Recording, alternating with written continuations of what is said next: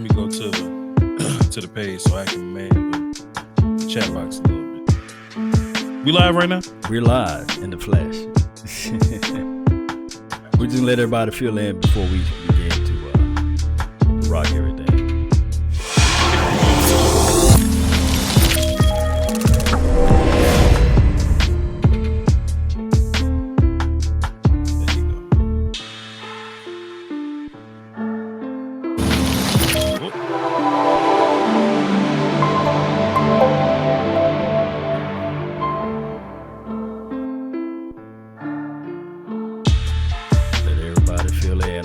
Everybody falling in, filling up the floodgates of the Ezekiel Elliott talk, the Atlanta Falcons talk. We're gonna talk all of it today. Yes, it can be a call-in number too as well. We want to hear your thoughts, your opinions.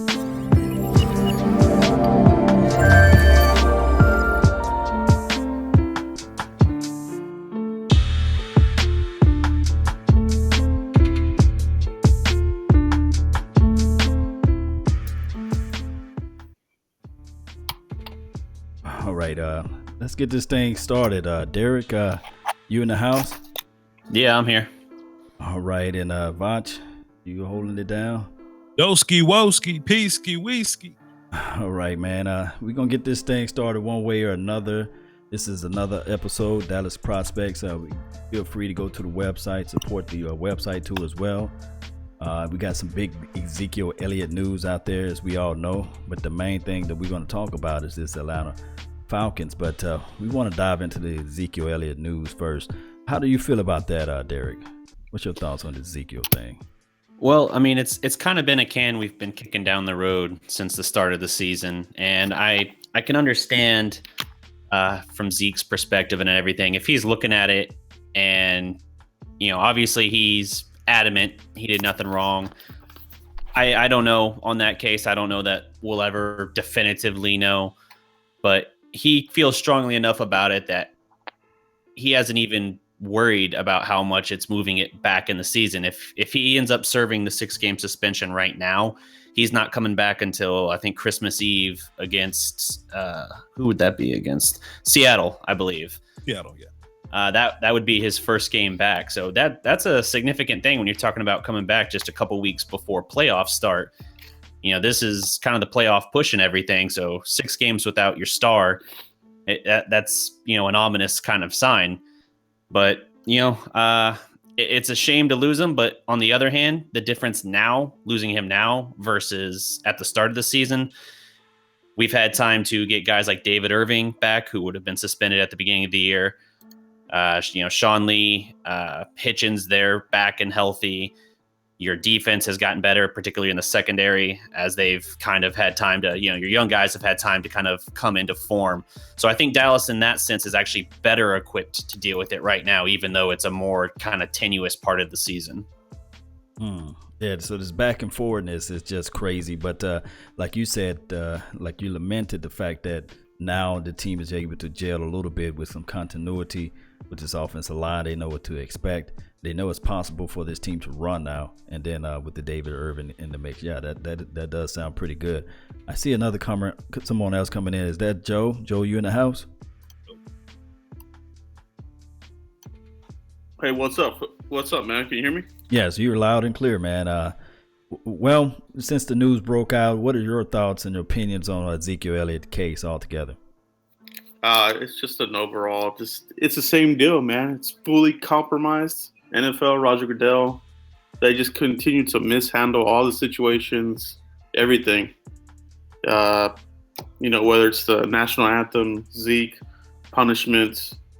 It's like this guy doesn't know what he's doing, man. It's a shame. It's a shame. They're acting like they're a court. They're not. They're trying to install their own kind of law, and they're getting away with it. It's just not fair.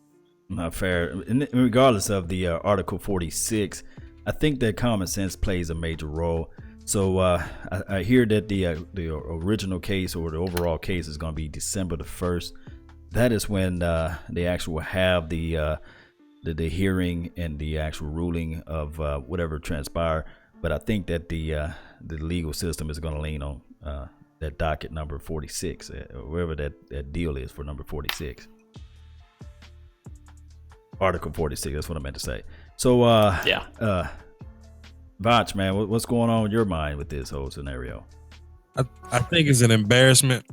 I think it's being, dragged out way too long. And honestly, it's a little worse for the league to continue to pursue this thing, because they're basically fighting for two different things, right? Like the league is fighting for basically, we can't set this precedent. I don't want to look wrong in this situation.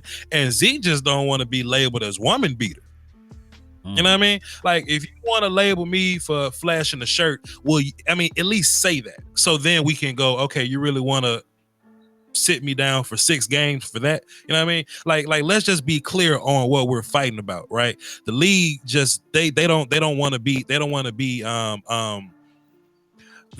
a situation where from now on, whoever gets gets in any kind of trouble, no matter what it is, I'm gonna appeal it. I'm gonna do this. I'm going to court. They don't want that to happen. But it ain't about that. It's about Zeke's livelihood. It's about Zeke. I can't work with Nike anymore because I'm being labeled as this, as this woman beater or whatever. And it sucks, man, because they're fighting for two different things. And if you look at the league, when they talk about this, fam, they don't even say domestic violence anymore. They're not saying what he's been. They just want to be right. And I hate it. And it sucks as a Cowboys fan. It's annoying to me, man. And I'm kind of fumbling over my words, man, because I'm pissed off, man. But we'll miss Zeke. I think we can get it done without him. We probably won't be going for it on, 4th and short very much. But we'll be fine. We'll be fine. So, Derek, so what are your thoughts? What will be the game plan of this Cowboys football team offensively? Well, obviously, they're still going to try and ride out the running game. I mean, they're not going to, like Vach said, they're not going to be going for it on 4th and 1, certainly not within their own territory, which we've seen a couple times in recent weeks. But I really think that they're still going to try and maintain that identity. They ran over 1,000 yards with Darren McFadden just 2 years ago. Obviously, they're going to be leading with Alfred Morris, it sounds like.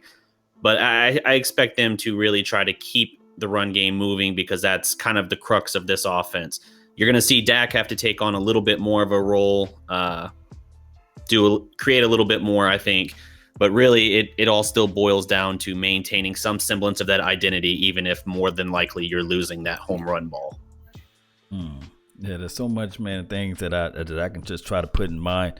As far as that offensive philosophy, as you look at what Jason Witten, he's one of the pillars of the offense, and then you take out Ezekiel Elliott, and then you pretty much have a hobbled Dez Bryant. Now you're talking about the game have to put his shoulders on. Well, Dak Prescott got to put the shoulders on the whole game on his shoulders, basically. And I don't see anything that's gonna. I don't know. So it's gonna be very fickle for me to even think of a 30-40 point game. I don't feel too bad about us relying on Dak, because at the end of the day, in my opinion, Dak is a gangster and he's earned my trust. I feel good putting the game in Dak's hand. The thing about the running game, I don't think the running game is going to be affected too much in how we approach it, post snap, because thing about Zeke is having your cake and eating it too. Like, we can run physically with Rod Smith, but if he breaks out in the open field, he might get caught from behind, right? Or we can run efficiently with Morris, but we can't block with him, so we got to switch running backs. Those 3 running backs that we have can do the same thing Zeke can do, and I don't think it's going to change much. It's just that we don't have one big superhuman on the field all the time. So, Joe, what are your thoughts then? Who gets the bulk of the run? Is it Morris? Is it Darren McFadden? Is it Rod? Is it collectively with the fullbacks? How do we actually start this game off then? I think they're going to start off with the veterans, mainly probably Morris, but I think we're going to see a good dose of Rod Smith. I think he's going to surprise a lot of people. Rod Smith showed a lot of splashes in the preseason. When he's had opportunities in the regular season, he's made the most of those snaps, physical. can handle the toss play. I mean, he's got quickness to him. I like him, man. I do like him. Darren McFadden, I'm not so sure where he fits into this, being kind of mothballed most of the season. So I think they need to work him into this. So, but for me, I think it's going to be Alfred Morris and, Rod Smith getting the bulk of the carries. Yeah, man. So Rod Smith, so your philosophy is just pound the ground with Rod Smith and have Morris in as the change of pace back, and then sprinkle a little Darren McFadden to ease him into the flow of games, right? Exactly. Huh. Anybody got the injury report on this game at all? I can pull it up real quick. While he's doing that, let me say this, man.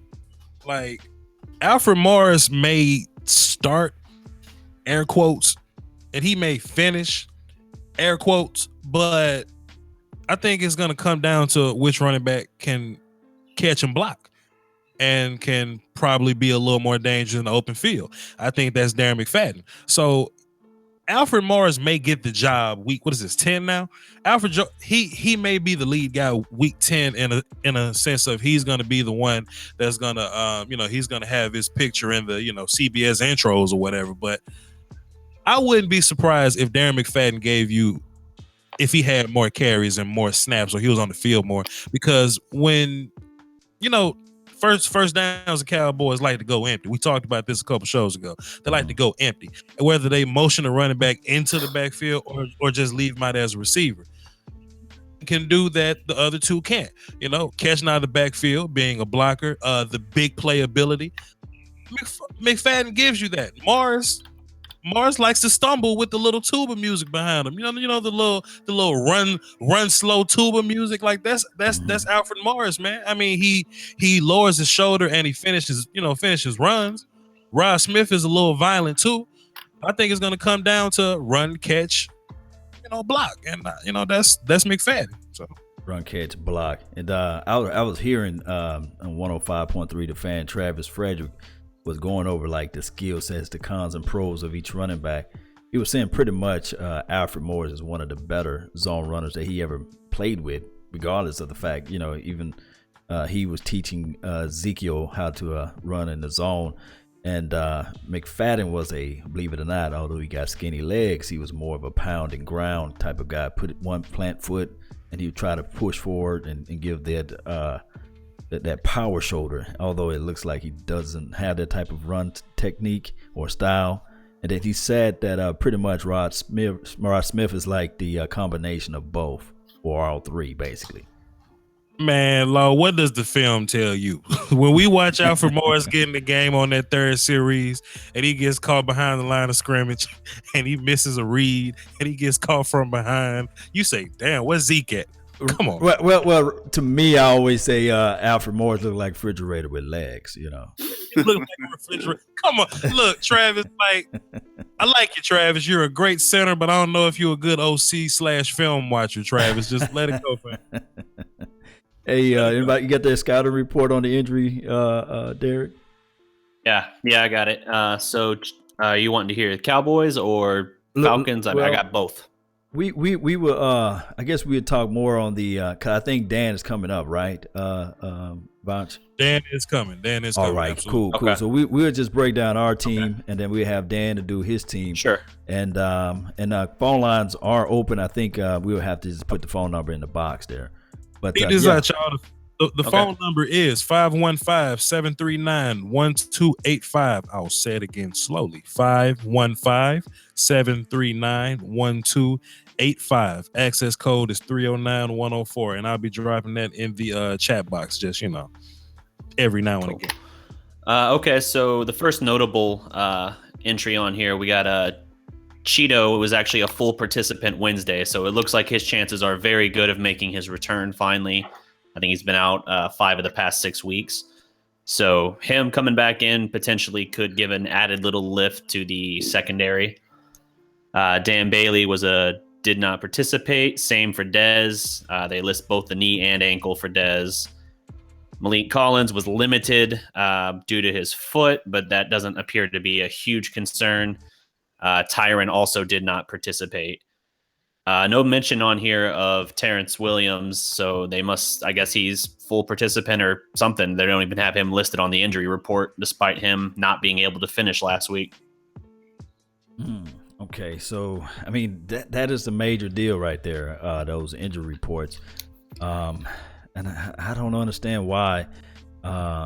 If Dez can just stay healthy, then we'll see a different type of outcome. But hopefully, it's just something that he can bounce back from. Maybe he's like a day-to-day. Hopefully around Saturday he can just get his legs up under him.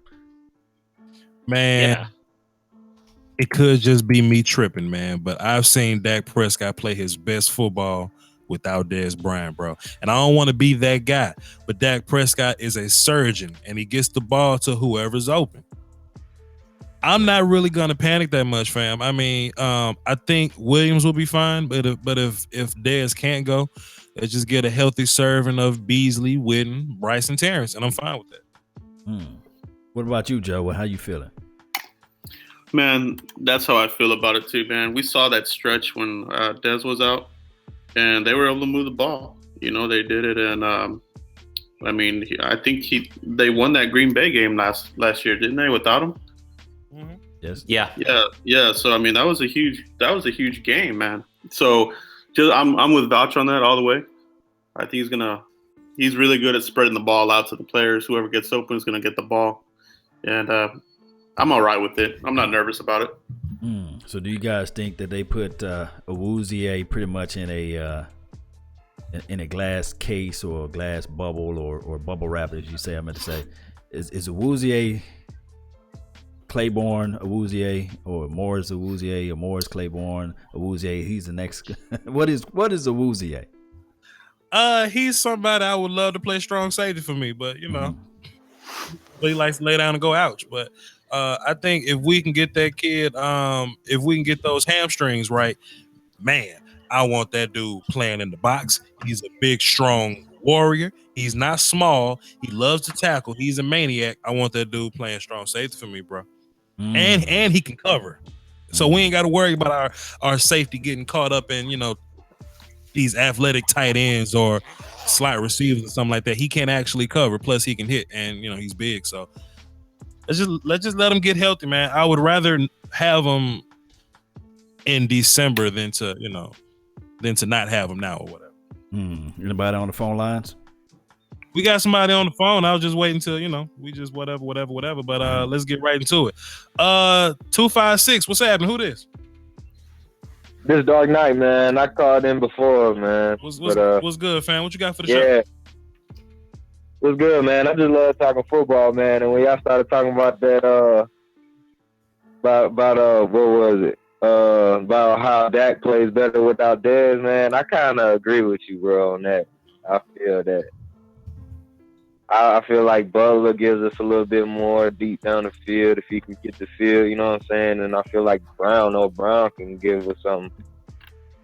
But I kind of figuring like it's that Beasley stuff. Like Beasley, he kind of is like small. If we got some big receivers out there, I think Dak could take advantage of that. You know what I'm saying? Have bigger receivers out there, or just other options. You feel me? I don't know. That's just me though. I kind of feel where you was coming from, just seeing like Dez off the field, seeing like Butler be shining, Terrence be shining. You know what I'm saying? I don't know. I be seeing the same thing you be seeing. Well, I feel you, Dark Knight. Appreciate you for calling in, bro. What y'all think? You think the offense is better without Dez Bryant? I have my comment, but I'm long-winded. Do y'all think the offense is better without him? Derek, what you think? I don't know that I would say that it's better. I do feel like there are times when they definitely are forcing the ball to Dez. I think when they were struggling in the second half against the Rams and even a little bit in the Green Bay game this year, I feel like that was kind of the case, how they were trying to force the ball to him maybe a little bit more, especially early. But they've definitely performed well even when he's had to miss some time, as they mentioned before. He missed 4 games, I think it was last year, early on with a fracture in his knee. Cowboys ran 4-0 during that stretch. So he's got the ability, he being Dak in this case, he's got the ability to take the high percentage throw and to still stretch the field. I just feel like it's a little bit hard pressed to take one of your bigger playmakers with regard to big play potential, and a big red zone target. To not have that, I feel like you can't say that it's better without him, but it's still more than competent without him. I see what you're saying now. So outside of force feeding Dez, it's more sort of like open up the mind of Dak Prescott to just feed the ball to everyone out there and feed it up to the open man. And I think what's going on, I think Dak is like a thorough thinker, meaning that he concentrates and he try to fit the things that he tried to put in through the week with Dak Prescott, with Dez Bryant, meaning that that's what he thought, that he can feel the need in putting the ball in the right places for Dez, but in live action, things just don't come out the way it's supposed to be, and that's happened to most quarterbacks. But I think we got unintentional grounding in the house, and we want to hear his thoughts on the absence of Dez. What are your thoughts? How's it going, guys? Good to be in here. Good to have you on the board, man. I know you're My man. Yeah, salute to you, man. Shout out to the unintentional grounding in the house. Go ahead, Daniel. Get him. Go ahead. Break it down. Philosophize for us. First of all, we're up here in Denver and we're freezing our keisters off. So just want to shout out to all you peeps who like the cold weather. I don't know how you do it. Second of all, I think that the Dez Bryant situation is with him being in and being out and them having success without him, and then him coming back in and utilizing him in the right areas of the field. I think it's exactly how we have our issues with Julio Jones, where you have some points where Julio can take over an entire game for you, and I'm not going to say that Dez Bryant can take over an entire game. I don't watch enough Dez Bryant film, but when I see Dez Bryant play, I see corners respect what he does, and it adds another dimension to the field. It allows other wide receivers to get open, much like with Julio Jones. It allows other wide receivers to get open because you have to put your best corner or you got to double cover, and that leaves people open as far as Dez Bryant or Julio Jones is concerned. So for me, with Dez being out or Dez being in, I just like being the kind of guy that feeds the beast, I like to have a lot of weapons all around me, but I like to feed the beast. So in Dez Bryant's case, if he can get fed properly, utilized properly, it's game to game for me with Julio and Dez. But you got to do the right situation. You don't need to overthrow it to him. You don't need to force it. It's just got to come naturally. I think that is half the problems with all the wide receivers in the league, is that people try to force too much to too many wide receivers. Even though there's ways to beat teams outside of it, you just got to find that rhythm, find that flow. Yes, indeed. When I'm looking at your team, what do you guys started off pretty fast, and now you guys are pretty much at an even keel now, right?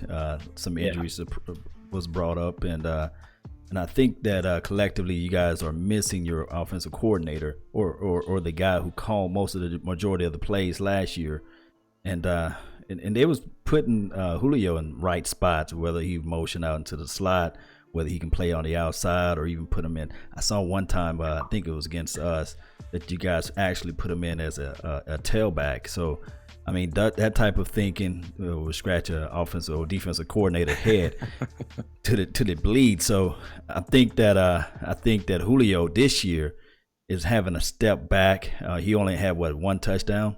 Is that correct? One or two touchdowns. I think it's just one. And the second, that's it. And his productivity as far as target ratio is kind of like it's wonky. It's kind of flunky like Dez Bryant a little bit. You guys are having mirror seasons, but Dez's touchdown to pass ratio is very high. Watch this be the game. Julio gets fired. Oh Lord Jesus! Just watch. Just watch. I got a call if you're ready for it. Lo. Yeah, go ahead. Let's jump right into it, man. See what's going on here. 254. What's happening? Who this? It's Luke, man. What's up, man? What's up, Luke? Holding down for the Doski Woski. What you got for the show? And I want to talk a little bit of Zeke, Dak, and Dez. Okay. First off, let me get started with Zeke. Okay. And that man is innocent. We can't hold something over somebody's head that the law said that he didn't do. Roger Goodell, you ain't no federal judge. You ain't no God. You cannot do that. Now, Dez, I'm not a fan of Dez. I'm really not a fan of our wide receiver core anyway. Okay. I feel like we played a little bit too conservative in the free agency. We needed to go at the. I know it's not Jerry Jones or Stephen Jones or none of the Joneses thing to go at the big wide receivers. But man, we got the offensive line, we got the running back. We just don't have that one X receiver. We're not talking about the 2014 Dez. We're not talking about that. We got an older Dez. He's not able to break away. He's not able to do nothing that he used to. So you wanted to sign Torrey Smith? Yeah, big fail. Did you want Kenny Steele? It's not, it's not Torrey Smith. Right. Torrey Smith is better to me than Dez is. He'll get open. He's faster. Oh, man. All right. Okay, move on to your Dak Move points. on to the next question. I love that. Okay. I feel like, but I tell my friends all the time, if Tony could have stayed healthy for 2 years, and Dak could have just soaked up a little bit of Tony's knowledge, all right. Hey, we would have a better quarterback than we have right now.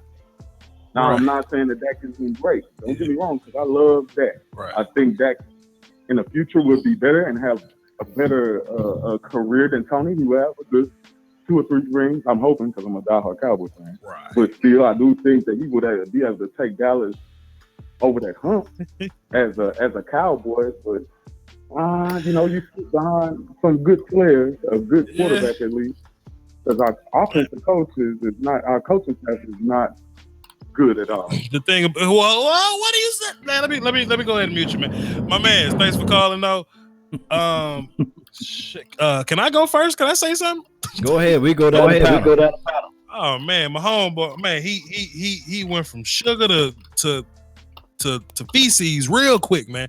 Like he was getting me with the pro Zeke anti Goodell, and I was on his team, man. But Torrey Smith better than Dez made my ribs start to hurt a little bit, and we still having a Tony conversation. Tony ain't coming back, man. Let's just get that out there.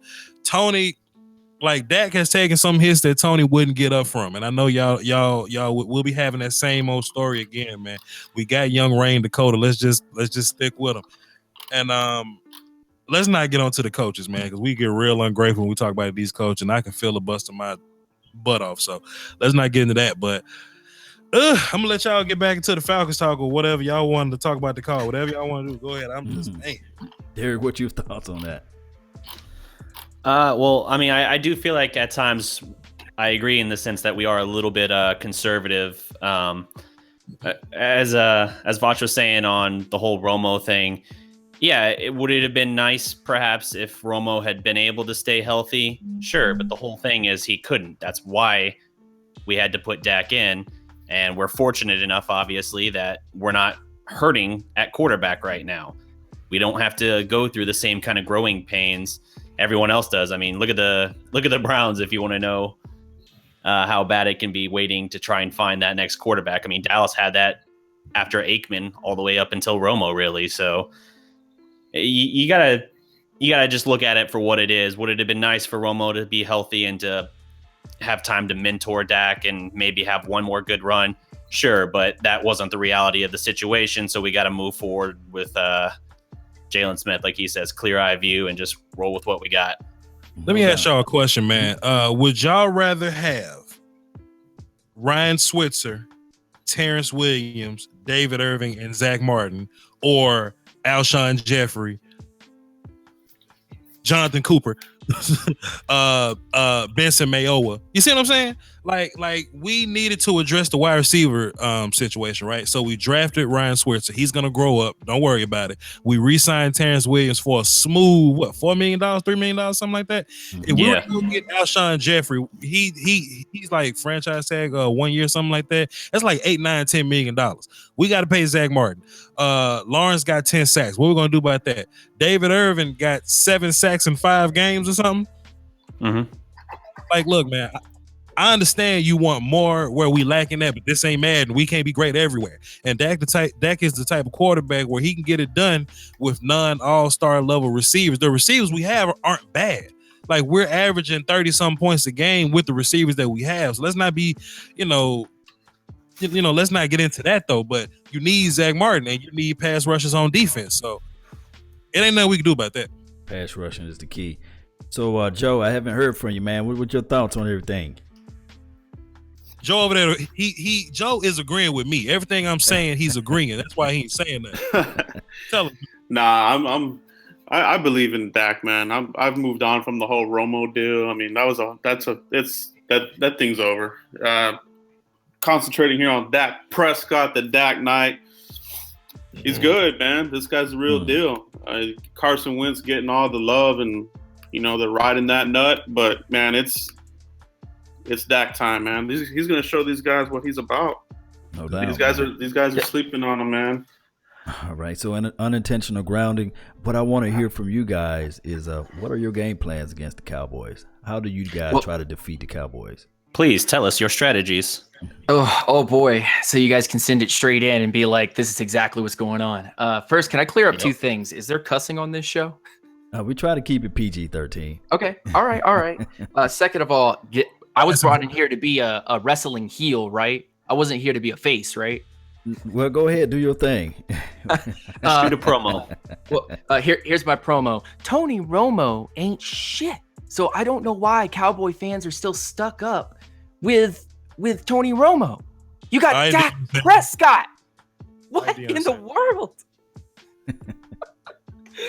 What? Okay. All right. Back up. All right. What are the Falcons going to try to do against the Dallas Cowboys? One thing, first of all, I want to clear up with the last caller was he said that, there was a lot of conservatism with the offense and how things are being run. Well, until you see the Atlanta Falcons offense over these last few weeks, if you go watch NFL Game Pass, then that is the true definition of offensive conservatism, or actually just plain not knowing what the hell you're doing.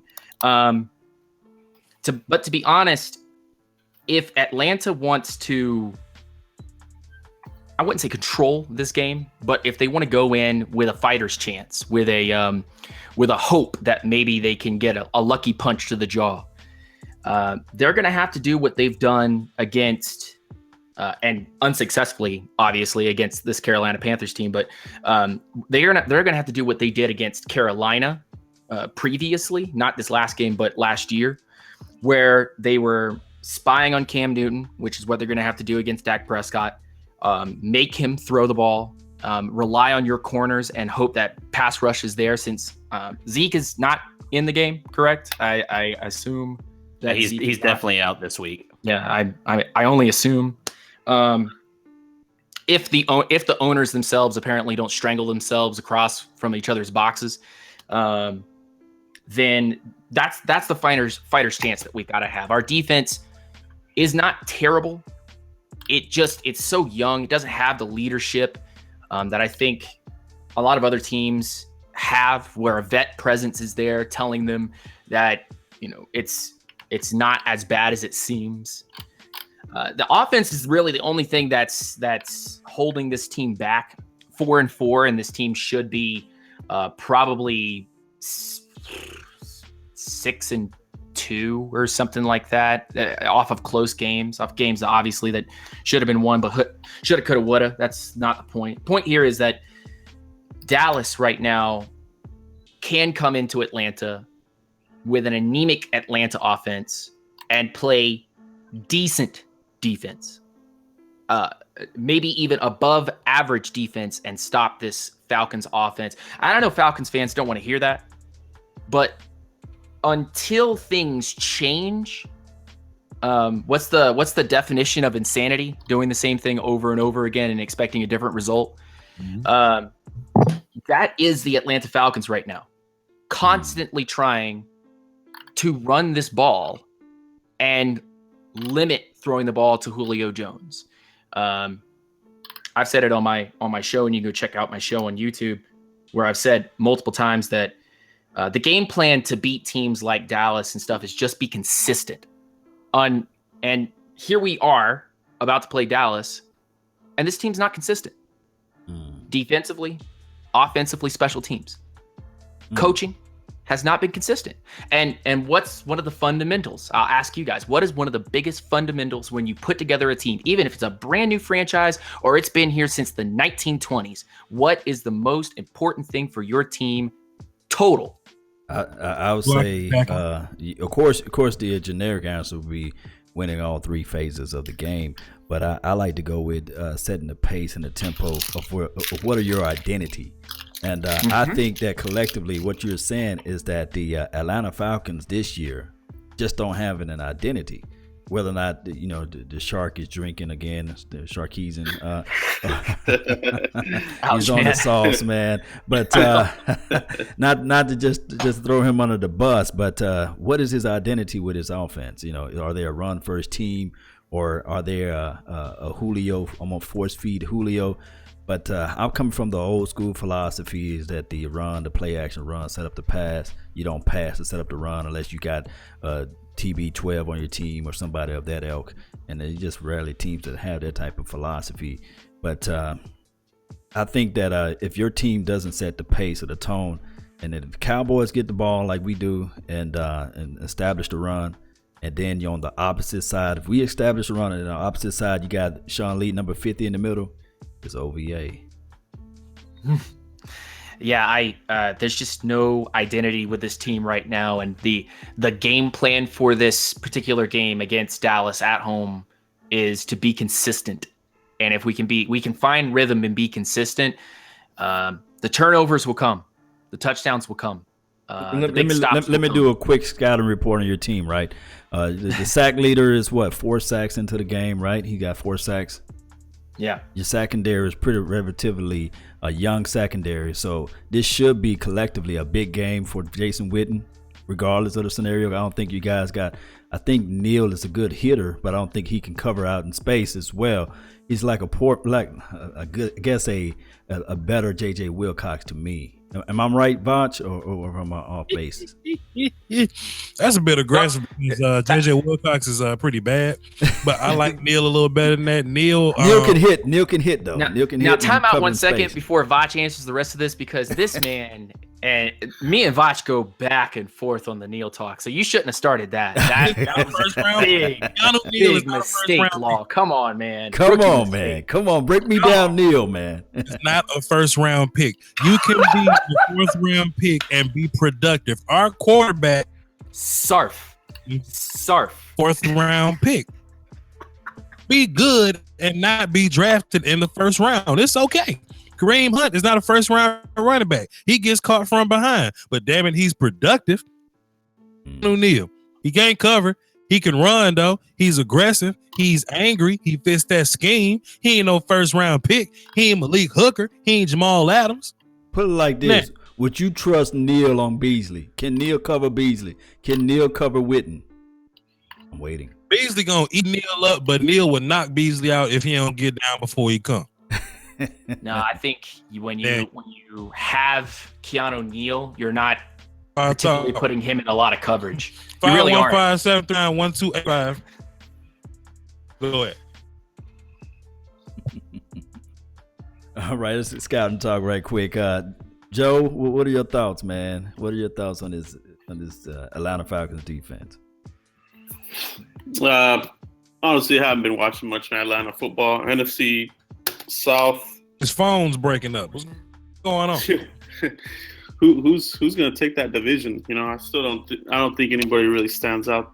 It's kind of up in the air. So, I don't know. I haven't really watched a lot of Atlanta football, so I can't really answer on that. Eric, what's your thoughts on Atlanta football? I like the Atlanta defense quite a bit. I haven't seen a lot of them this year. I know obviously as a team they've lost 4 of their last 5. Their run defense hasn't been all that great this year, I don't think. I think I saw something earlier this week saying they were around the middle of the league as far as their run D, something like 18th. Beyond that, I still think this is a game where Atlanta is kind of backed into a corner. I think they're, and I think more than Dallas does, And that mixed with the talent they have, I could see this being one of those games potentially where they break out, even if they have been, offensively anemic the past few weeks. So pretty much this could be like a trap game for Dallas almost. Exactly. Anybody on the phone lines? Nobody on the phones. I actually just left the hangout because y'all was kind of breaking up in reception, so I don't know what y'all was talking about. But we back though. The number is 515-739-1285. Access code 309104. Call in and talk Cowboys versus Falcons. Falcons in the house. So, what are your defensive game plan on unintentional ground? It's Dan, right? Yeah. What Dan? What is your game plan against the as far as the defense or as far as your offense? Break that down to me. As far as that part of it. Falcons offense versus Cowboys defense, or my defense versus your offense? Either or, which way you want to go. Okay. Well, defensively, I think we need to probably either have Deion Jones or Vic Beasley spying Dak Prescott, forcing Dak Prescott to throw. I mean, the better end of our defense is our secondary. Maybe singling out Keanu Neal as not the guy that's going to cover, but Ricardo Allen and Desmond Trufant and Robert Alford have done actually very well. Brian Poole, all of those guys have done particularly well this season. And the pass rush itself has not been terrible. It's really just been the rush against us, which has been more of a problem. So with Zeke out, I think that fires up this team a little bit, knowing, hey, let's go out and be aggressive and attack the football. Let's go out there and attack Dak Prescott. Let's make him throw the ball and prove to us, because I don't think it's really proved, but on the field, prove that he can beat us through the air. We know how great of a quarterback he is, but it's on the field against us at game time that we want him to prove that he can beat us. Offensively, I think it's just trying to find rhythm. This might be a game where you force feed Julio, where you find out how injured Devontae Freeman is, because he's got a shoulder injury or ankle injury per se. He's a little banged up right now. But this is the game where you find out if your wide receivers are sure-handed. We've had a lot of drops throughout the year so far. 8 games in, and we've been dropping the ball on key plays.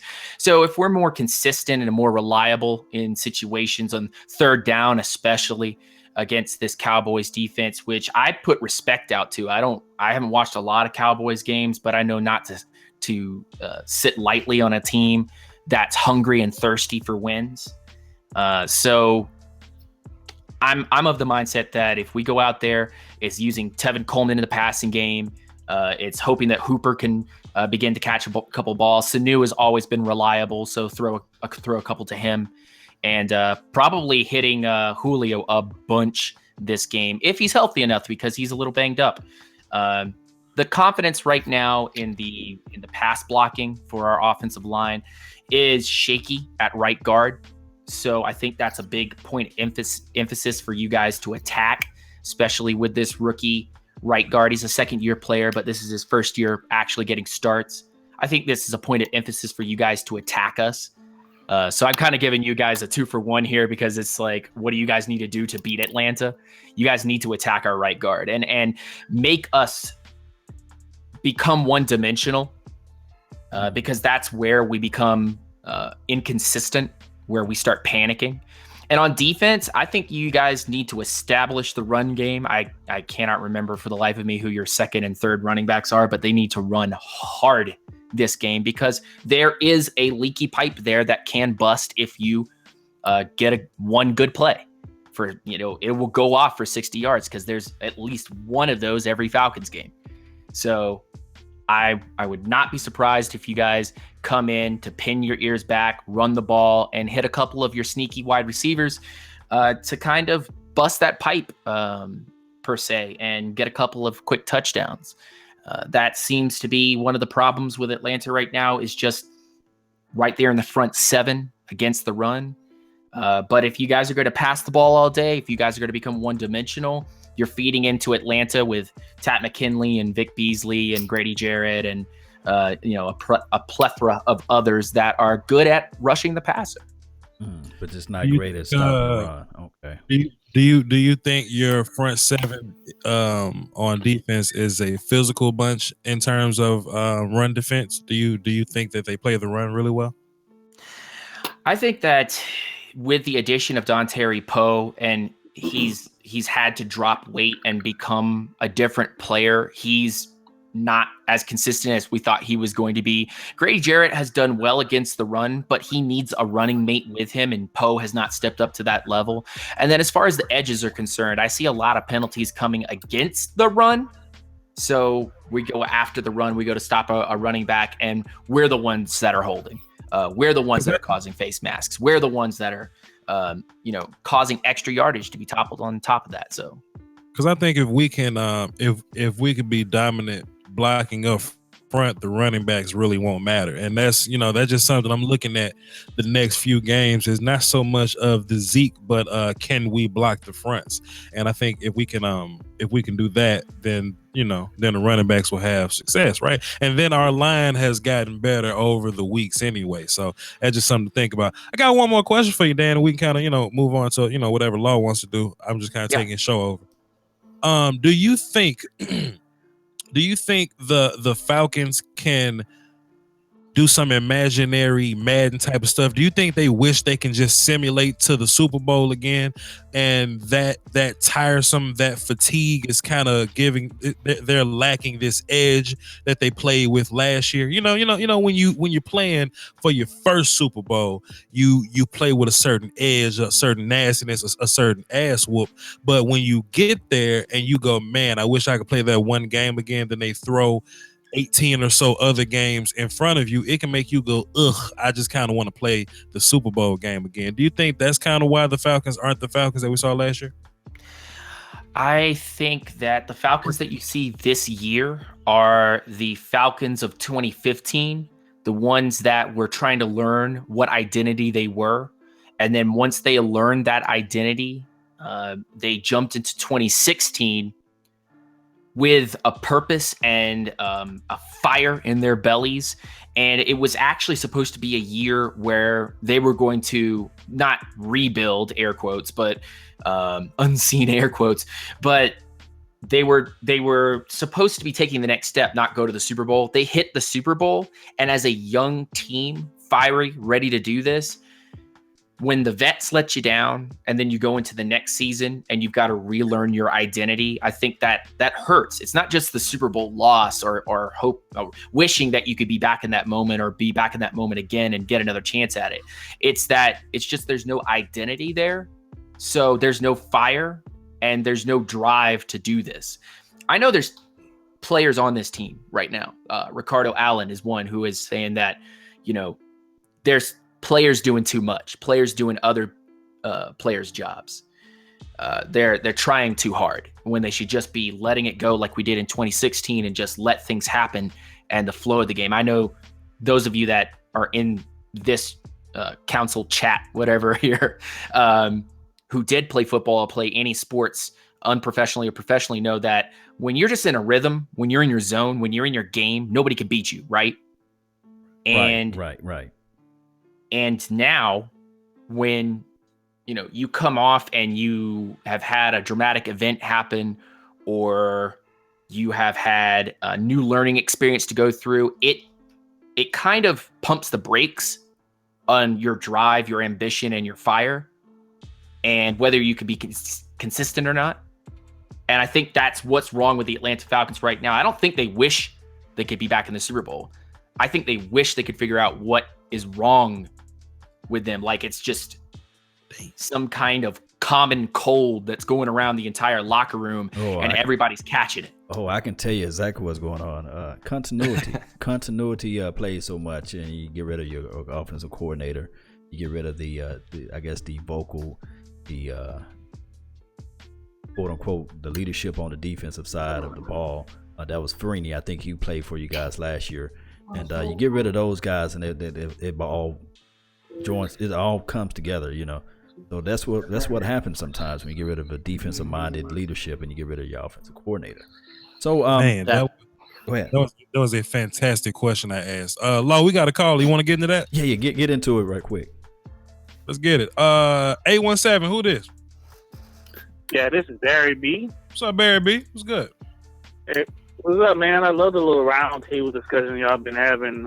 This is cool. We can kick this off every week. This would be awesome. Right. But my question is, since Cheeto was back, what do you think Cowboys secondary should be like starting wise or position wise? What players should play what position to make the secondary a little bit more structured and better off covering going forward? All right, man. Appreciate you. Thanks for the question. Panel, how does Chidobe Awuzie being healthy, how does he shake up the depth chart? Derek or Joe, go ahead. Well, first things first, man. He's got to show that he can stay healthy through the whole game. He hasn't been able to show that. So let's see if this guy can get through the whole game without re-aggravating the hamstring. But as far as how he can shake it up, ideally, you would like for him to replace, Jeff Heath. Jeff Heath, makes plays here and there, but, Cheeto has a better pedigree. But we'll see what they do, man. I just want to see for the long term. I think the plan, I got to see more from Byron, before they give up that fifth-year option in the offseason. If they do that, I got to see more, man. But like Xavier Woods back there, Cheeto Awuzie, I think it's promising, man. Jordan Lewis back there. These guys, they're going to grow together. I like it, man. I like it a lot. This coaching staff really wants to get the young guys out there and throw them in water and make them swim a little bit. So I think what it does is, let's play some more nickel. Let's play some more dime. Let's be a little more free with that. Where last week, we're looking at, okay, let's not play dime because we'll have to go to Ben Wickery or something. You know what I'm saying? But instead of Woods playing one of those slot guys or whatever, we can leave Woods at free where we want him to be. Yeah. Byron can come down and, play down somewhere or something. Heath can play strong. Awuzie could play strong, or he could play one of the slots. We can put him in places. As far as starting, I think that's still going to be Scandrick, Lewis, and Brown. So I don't see him shaking none of that up. But packages and safety stuff and keeping Woods in the back. I think that's what it does the most. What you saying, Derek? I think we probably lost Derek. But the thing is, collectively, I think Derek, are you there? All right, but I think that Joe was talking about Byron Jones, whether or not you renew his or re-sign him or extend him. I think Scandrick, although he's been playing with lights out, and I hope he can play lights out this weekend, I think somebody is going to be a quote unquote a bridge. I think Scandrick is the bridge. Is that true, Bonch? Is he the bridge basically? If you're going to put a Awuzie back there as safety and move Byron, somebody's going to flex to his spot. Go ahead, man. We like Orlando Scandrick. A lot of us love him. Gonna be a situation where we're gonna have to pay David Irvin and DeMarcus Lawrence. We're gonna figure out where we need to get money from. And the first two people we're gonna look at is Tyrone Crawford and Orlando Scandrick. Now Sean Lee make a lot of money, but damn it, he valuable. You know what I'm saying? We can't get rid of Sean Lee. We're gonna look right at Crawford and we're gonna look right at Orlando Scandrick. And I think we drafted so many corners this year because I think Marquez White is still a practice squad guy, if I'm not mistaken. We drafted a bunch of corners to get ready to purge ourselves of he is the bridge player. Get ready for that. He is the bridge. So as we approaching an hour on this talk chat, round table or panel, Dan, you still there? All right. I like to ask this question here. Yeah. Cowboys win because, or the Atlanta Falcons wins because, and your quick answer. The Cowboys win because they pin their ears back and they just play Cowboys football. And the Falcons win because they get lucky on a couple of, I would say turnovers maybe, or a couple big plays, and they pull out far enough that they can win this game. So luck plays a major role, right? Luck is going to play a major role in what Atlanta does, because luck is going to dictate whether or not the Falcons get back on track, or if this whole week of preparing for the Cowboys was just wasted. Yeah. So what's the over under? What are you guys win to lose ratio on the on the new stadium? What are we 1-1 or something like that, or 1-2? Okay. Yeah, we're. It's weird how the stadium opened up. I would say what it looks like. Yeah, but 1-2 at home. We PG-13. I would say what it looks like when the stadium had the roof open up.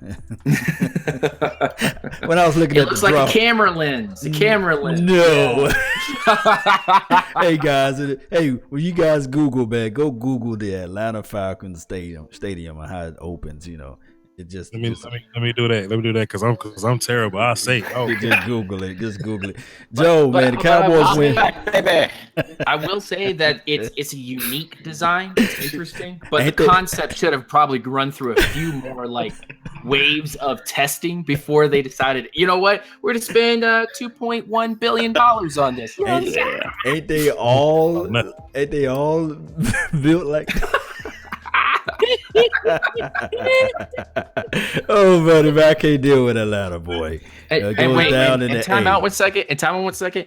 It is so weird to watch my games on television because LED lights. Oh. It drives me crazy. My eyes hurt. I'm like, I just need to change the filter setting on my computer or something to watch this game.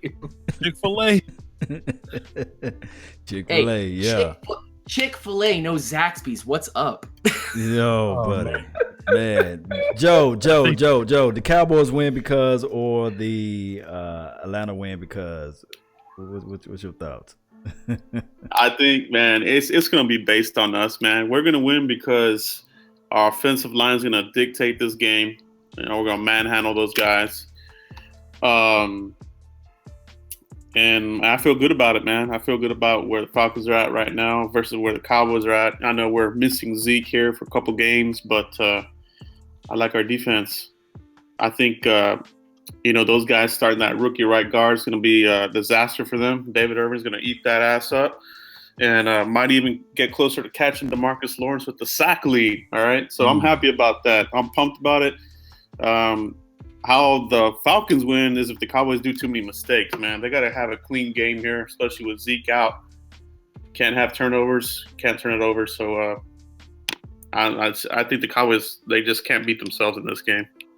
Who gonna be the breakout player? Ryan Switz?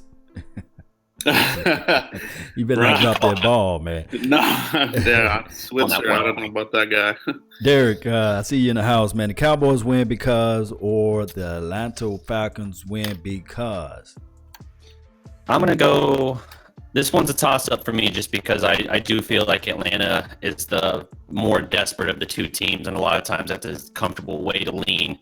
But maybe for a little bit of homer reason, I'm going to say Cowboys pull out a close win because they protect the football. Dallas only has one win this year when turning over the ball even once.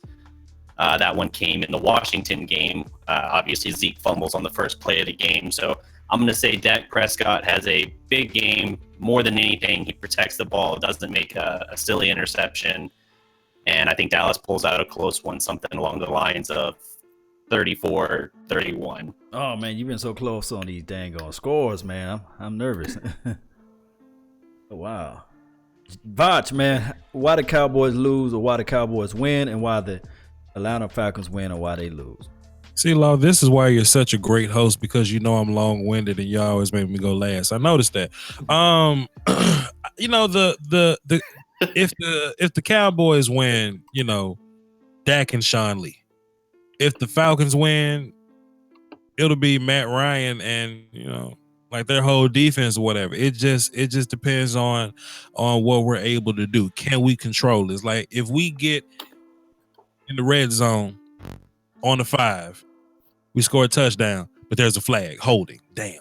Now it's like, you know what I'm saying? Now it gets backed up and we have to settle for a field goal and Mike Nugent misses it or something. You know what I mean? Like if we just be efficient, we'll be fine.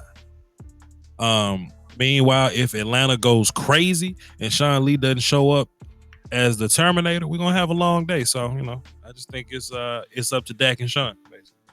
Hey, one other thing. So Dak to Lee. Let's say Dak Lee then. I got one other thing. Dak Lee. Yeah. So that's the MVPs on the offense and defense. So let me ask you this, Dan. You didn't mention your special teams. What is the scouting report on them? And then we're gonna wrap this thing up. Well, the special teams themselves have actually been getting better as the year has gone by. There was a couple flashy plays week 1, but that's week 1, obviously.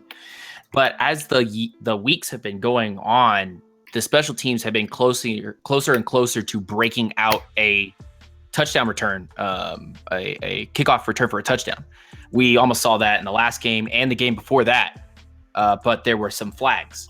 So I think if Andre Roberts, this could be one of the things, if Andre Roberts goes off for one of those touchdowns this game, especially at home on that turf where everything's so much faster, that could be huge. On the other side, when they're protecting against, or they're punting off or they're kicking off, it's been okay. It hasn't been the greatest, but I just got thrown a stat by a guy on Lombardi's Draft Talk, Chris Robbins, and he said that we have the worst field position receiving punts and punting away. So it's just, man, I could go on, but very quickly it's just like there's so many little tiny things. It's just like this team is just a little oversalted. Oh man.